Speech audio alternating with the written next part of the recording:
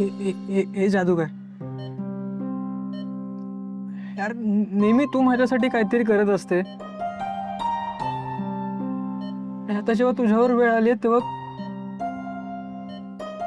मी काहीच नाही करू शकत. काम कर ना, तूच उठ ना, तूच काहीतरी जादू कर आणि तूच उठ. कारण झोपलेला बघायची सवय नाही ना तुला.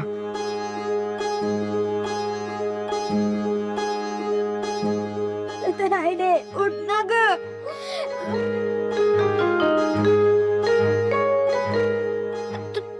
तुमची बेस्ट फ्रेंड आहे ना तायडे, मग तुम्ही जगणार आहे की तिला? तुमचं सगळं ऐकते ना ती. आदित्य सर,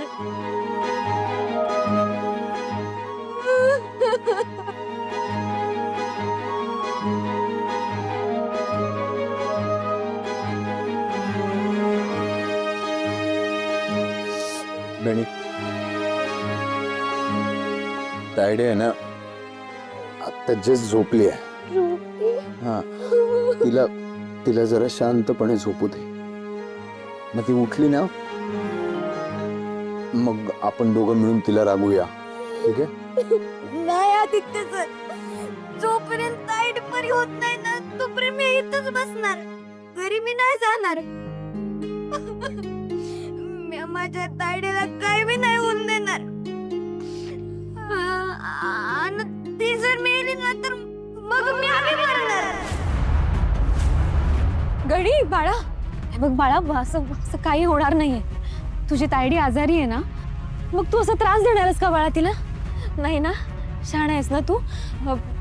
आपण नाही, काम करूया, आपण आता घरी जाऊया. हा, आदित्य दादा आणि प्रीतम घेऊन येतील तायडीला. हा नाही, चल बाळा, चल. माझी तायडे, माझी तायडे, तायडे उठ ना ग, तायडे. प्रीतम, मी गणीला घरी घेऊन जाते. त्याला इथे राहून अजून त्रास होईल. सकाळपासून काही खाल्लं पण नाही हो त्याने. मी जाते. तुम्ही जे काय होईल ते प्लीज मला कळवा. गणी बाळा, चल. गणी बाळा, आपण आहे ना आता घरी जाऊया. पारुताईला प्रीतम आणि आदित्य दादा घेऊन येतील. आपण जाऊया. माझी तायडे इथे आहे. आत आहे माझी तायडे. हो बाळा, ये ना, ताईला बरं नाही ना. ये. चला बाळा, चल चल.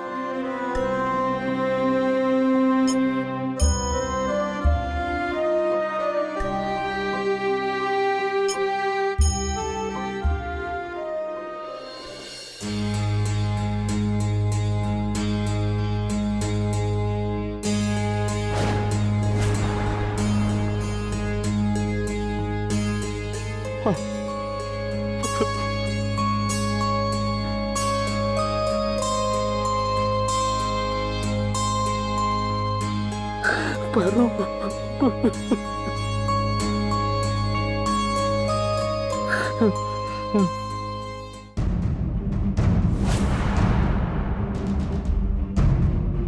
Maruti, Shrikant sir, Shrikant sir, Shrikant sir, Shrikant sir, बघा ना काय होऊन बसलंय सगळं. मारुती, हे काय झालं, कसं झालं याच्या खोलात नाही शिरत बसणार मी. कारण मला फक्त एवढंच माहिती आहे, आमचा मारुती निष्पाप आहे, निष्कलंक आहे. एक वेळ तो दुसऱ्यासाठी स्वतःचा जीव देईल, पण दुसऱ्याचा जीव घेणार नाही. ए मारुती, हे बघ, चौकशी करणं हे पोलिसांचं कामच आहे रे. ते करू देत ना त्यांना. आणि तू काळजी करू नको. आदित्यने सांगितलंय, पारू शुद्धीवर आली की तिचा जबाब होईल आणि ते तुला सोडून देतील. म्हणजे माझी पारू अजून शुद्धीवर नाही आली.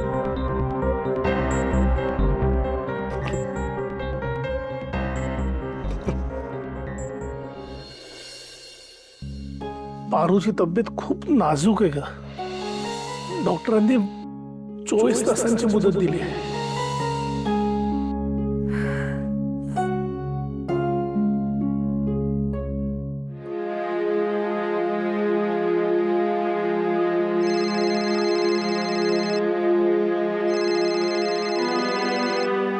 आईला देवी, आईला देवी, पारूची प्रकृती कशी आहे? म्हणजे तुम्हाला माहिती होतं हे? होय, काल आदित्यचा फोन आला होता मला. गुरुजी, पारूसाठी हे भविष्य तुम्ही वर्तवलं होतं हे खरं आहे का? होय. मग तुम्ही तिला अडवलं का नाही? अहिल्यादेवी, किर्लोस्करांसाठी देहत्याग करायचा हा निर्णय तिचा होता. तिनंच निवडलं होतं ते सुख. तिला माहिती होतं पुढं काय घडणार आहे ते. पण तिला किर्लोस्करांच्या सुखापेक्षा दुसरं काहीही महत्वाचं वाटलंच नाही. असो, आता परमेश्वरच तिला जीवदान देऊ शकतो. गुरुजी, महामृत्युंजय जप सुरू करा. पारूला काहीही होता कामा नये. मी पारूला काही होऊ देणार नाही.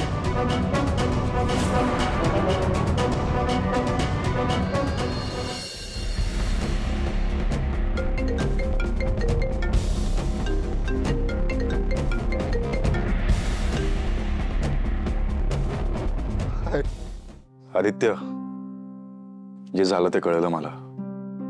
डोंट वरी, सगळं ठीक होईल. ठीक होणारच आहे रे, पण हे बघ, समजू शकतो मी. काय ना आदित्य, आपल्याला वेळ द्यावा लागेल. वाट बघावी लागेल. अरे, थोडा धीर धरावा लागेल. तूच मला म्हणाला होतास ना, जेव्हा आपण एका व्यक्तीवर प्रेम करतो तेव्हा प्रेमाची कबुली द्यावी आधी. आयुष्य सोपं होऊन जातं. मग आता तूच धीर सोडलास तर कसं होईल? सारंग यार, तू जे बोलतोयस ना ते सगळं पटतंय मला, पण त्याची खरंच कशातच चूक नाही यार. तरी सगळं तिच्या बाबतीतच का? म्हणजे ना, एका रेषेतच नाही आहे तिचं आयुष्य. सतत प्रॉब्लेम. माझ्यासोबत पण सगळं सेम घडतंय. But still we are fighting. Savali असं म्हणते की पांडुरंग आपली परीक्षा घेत असतो. अरे पण आपलीच का? आपलीच असं नाही, सगळ्यांची परीक्षा घेत असतो. पण कदाचित त्याला बघायचं असेल की आपण या परिस्थितीला फेस करू शकतो की नाही. आपण आपले प्रामाणिक प्रयत्न नाही सोडायचे. नाही, प्रयत्न तर सोडणार नाहीच आहे मी.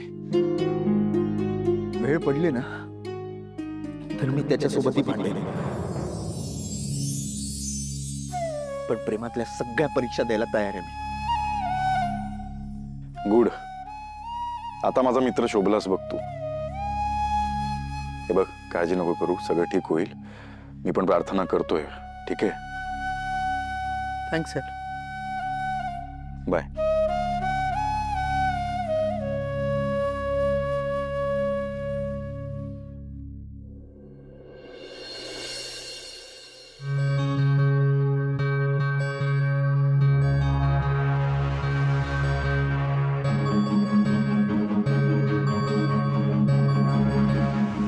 श्रीकांत, पारू अजूनही इतकी क्रिटिकल आहे आणि हे तुम्हाला कोणाला मला सांगावंसं नाही वाटलं?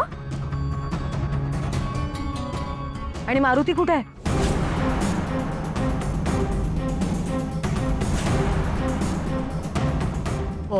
पारूला फूड पॉइझनिंग झालंय आणि मारुती आत्तापर्यंत इथेच होता, पण खूप काळजी करत होता ग.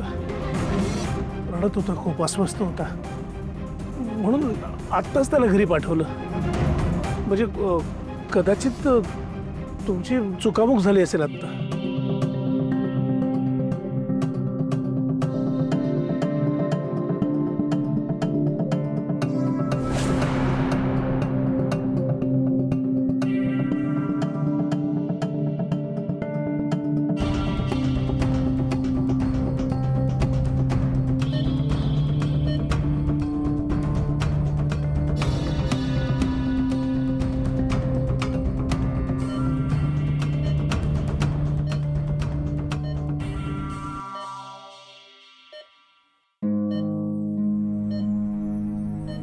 डॉक्टर,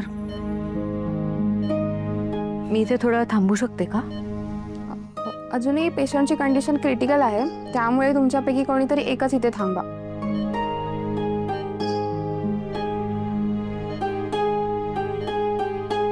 थोड्या वेळाने मी जाते.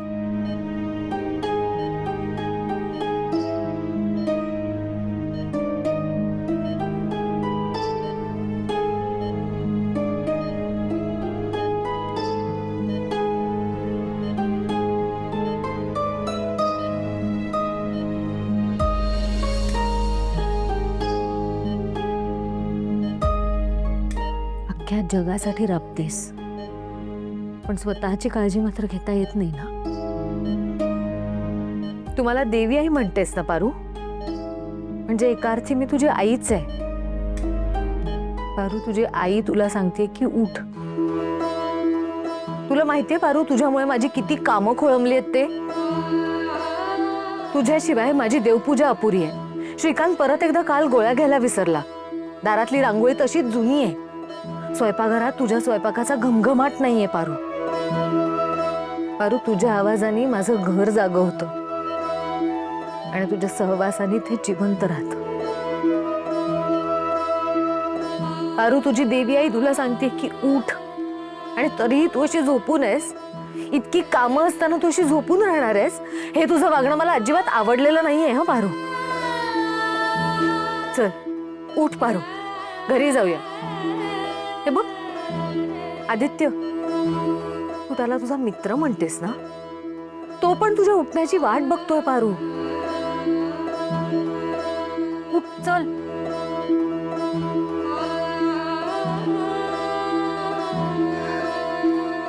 पारू, मला मान्य आहे की मी कायम तुझ्यावर रागावते. तू आज एक दिवस माझ्यावर रागवलीस आणि एवढी रागवलीस, माझ्याशी बोलणार पण नाहीयेस तू. हे बघ, डॉक्टरांना काय म्हणायचं ते म्हणू दे, पण माझा तुझ्यावर विश्वास आहे. तू नक्की बरी होणार आहेस, काही नाही होणार आहे तुला. पारू, डोळे उघड. बरं ठीक आहे, माझ्यासाठी नाही तर तुझी सावित्री आत्या पण आली आहे तुला भेटायला, तिच्यासाठी तरी डोळे उघडशील. पारू, आम्ही सगळेजण वाट बघतोय ग तुझी.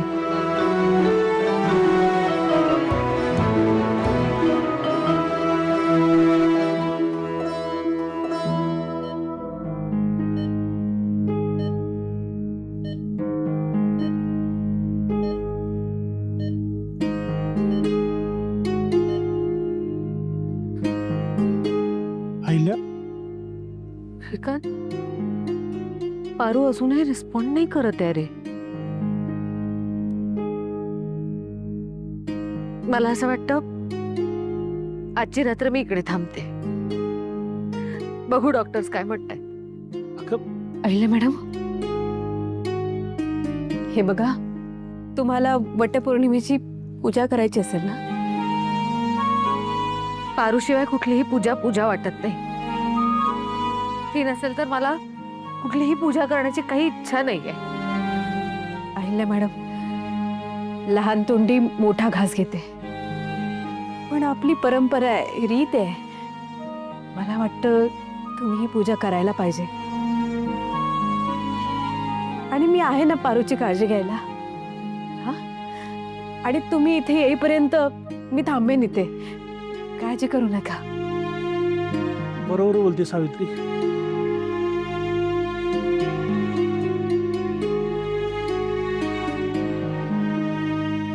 मी नाहीये तर पारू जवळ थांबशील, तिची काळजी घेशील.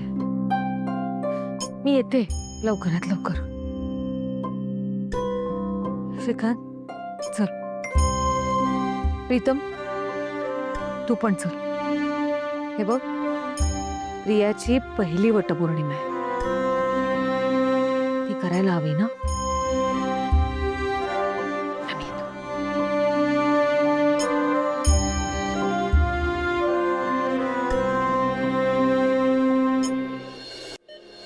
पारू, तुझ्या सावलीने तुझ्यासाठी एक पत्र लिहिलंय. मला माहितीये तुला ऐकू येत आहे. पारू, मला खूप आठवण येते तुझी. करमत नाहीये ग तुझ्याशिवाय. तुझा आवाज ऐकायचा आहे मला. लहान असताना जसं लपाछुपी खेळायचो ना, तेव्हा माझ्यावर डाव आल्यावर सगळे लपायचे. मी सगळ्यांना शोधायचे, पण एका क्षणाला कुणी सापडलं नाही की घाबरून जायचे मी. हे तुला कळल्यावर तू मला आवाज द्यायचीस. सावली, तुझी ती हाक ऐकली की भीती कुठल्या कुठे पळून जायची कळायचंच नाही ग. आज पण मला तुझा तो आवाज ऐकायचाय. त्याच शाळेत तुला घेऊन जायचंय पुन्हा. तुला आठवतंय ना आपल्या शाळेबाहेरची आजी, जी चिंच बोर घेऊन बसायची बघ. अगं ती पण आपली वाट बघत असेल. किती जीव लावायची आपल्यावर. चल ना पारू, तिला भेटायला जाऊ. पुन्हा एकदा त्या फळ्यावर डोंगर, सूर्य आणि पावसाचं चित्र काढू. जिमखान्यात जाऊन लेझिमवर ताल धरू. शाळेमागच्या तळ्यावर पाण्यावर दगड मारून उठणारे तरंग बघू. मी वाट बघतेय तुझी. तू आलीस ना की आपण मिळून जाऊ शाळेत. तुला वाटलं तर 2 वेण्या घालून जाऊ, डोक्याला चपचपीत तेल लावून. सारंग सर म्हणाले तू बेडवर झोपू नयेस. मी म्हणाले त्यांना तुम्ही काहीही सांगू नका, माझी मैत्रीण कधीच अशी झोपून राहणार नाही. जिवंत झऱ्यासारखी आहे माझी पारू. ती अशी साठून कधीच राहणार नाही एका जागी. माझी पारू म्हणजे वाहता वारा. माझी पारू म्हणजे बरसणाऱ्या गारा. पारू म्हणजे निखळ मैत्री. पारू म्हणजे विश्वास. हाच विश्वास तुझ्यावर आदित्य सरांनी पण दाखवलाय. त्यांचा पण विचार कर ना ग. तुला असं बघून त्यांना काय वाटत असेल बोल. त्यांना गरज आहे तुझी पारू. तू एकदा उठ आणि आदित्य सर म्हणून जोरात हाक मार. मग बघ त्यांचा चेहरा किती खुलेल ते. उठ ना ग पारू. बरं मी एक काम करते हा. तू लवकर बरी व्हावी म्हणून मी तुला एक गाणं ऐकून दाखवते. मला माहितीये तू नक्की बरी होशील.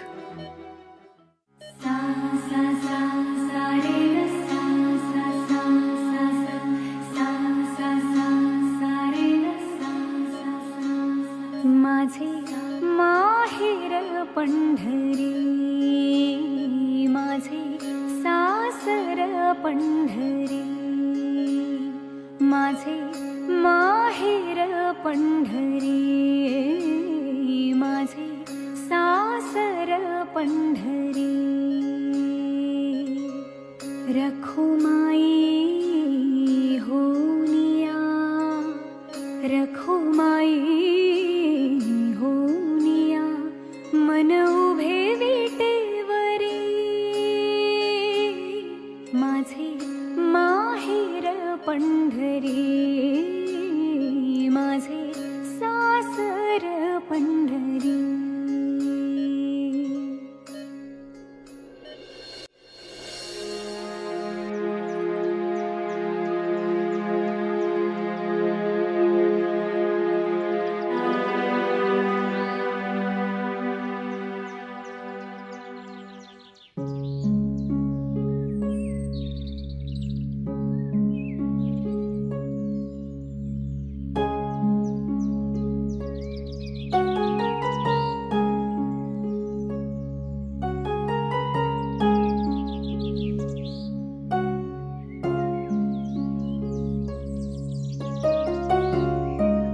तुझ्या गळ्यात माझ्या नावाचं मंगळसूत्र घालून तुला माझी बायको म्हणून या घरात, या घरची सून म्हणून हक्काने आणायचं आहे. आता तुम्हीच मला सांगा, मी माझ्या घरासाठी एवढं सुद्धा नाही करू शकत का?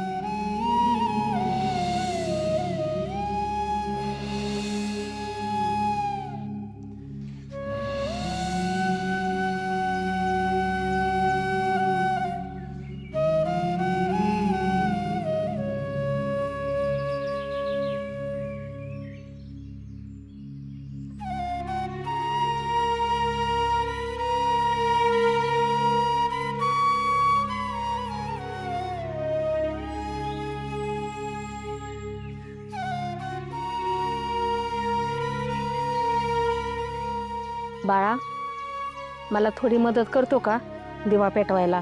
वाऱ्याने दिवा विझतोय.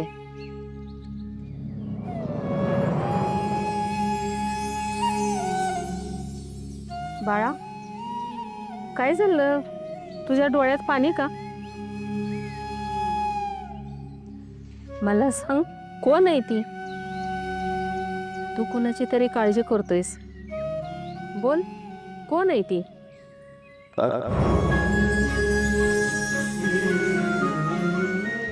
माझ्या आयुष्याची जोडीदार